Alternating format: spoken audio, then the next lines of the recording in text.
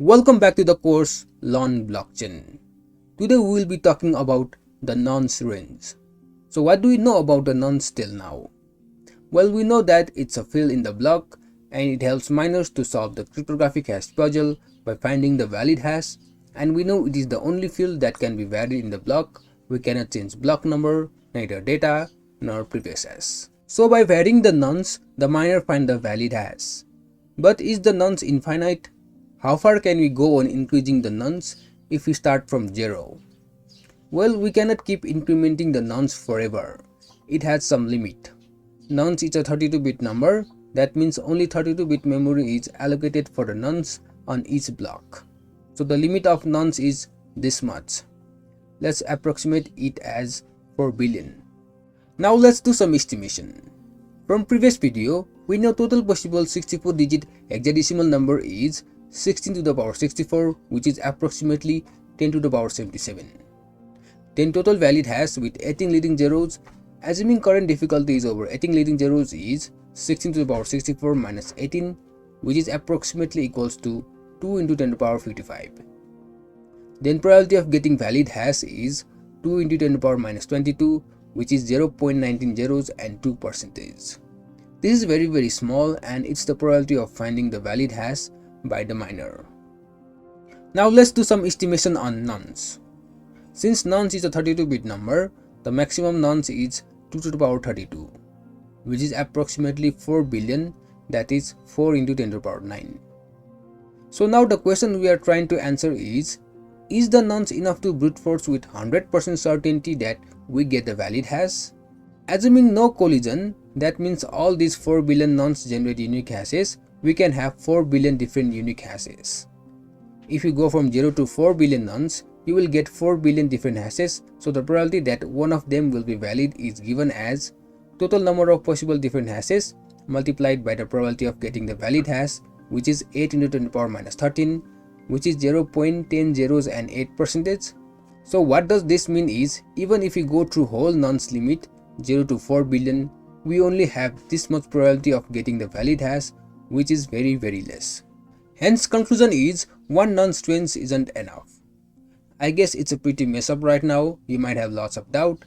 Before it was just simple, keep changing the nonce and you will get the valid hash. Now all of a sudden we know the nonce has limits and it's not enough. The probability of finding the valid hash is very low. So before we come into this point, you must know that an average miner has 100 million hashes per second capacity. That means he can try 100 million hashes in 1 second. So he can iterate 4 billion hashes in just 40 seconds. So after 40 seconds, all nonce are done. Then what's next? Is it over? Not exactly. Now it's time to reveal the another field in the block. So in reality, we have another field in the block, and that is timestamp. Timestamp represents the time at which the block is mined. Here the timestamp we are using is the Unix time. If you look at this website, this is the current Unix timestamp.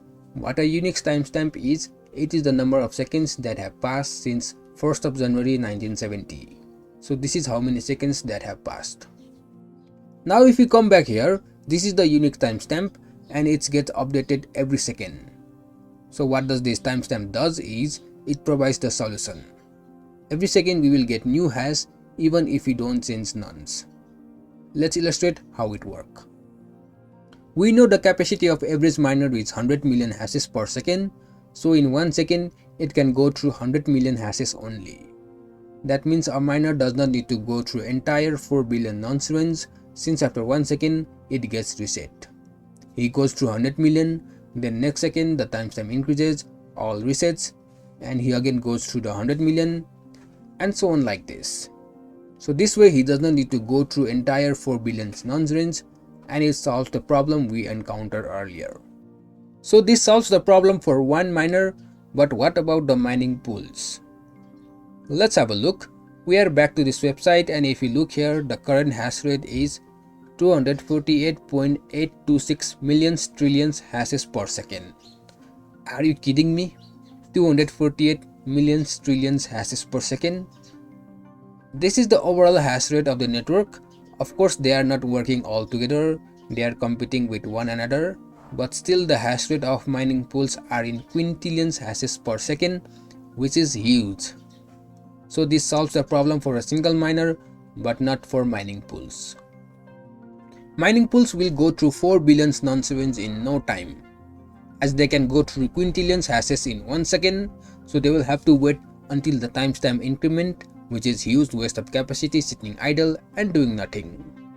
This is not acceptable and it is not how it should work. So for now, this is the question. We will learn the solution in the next video.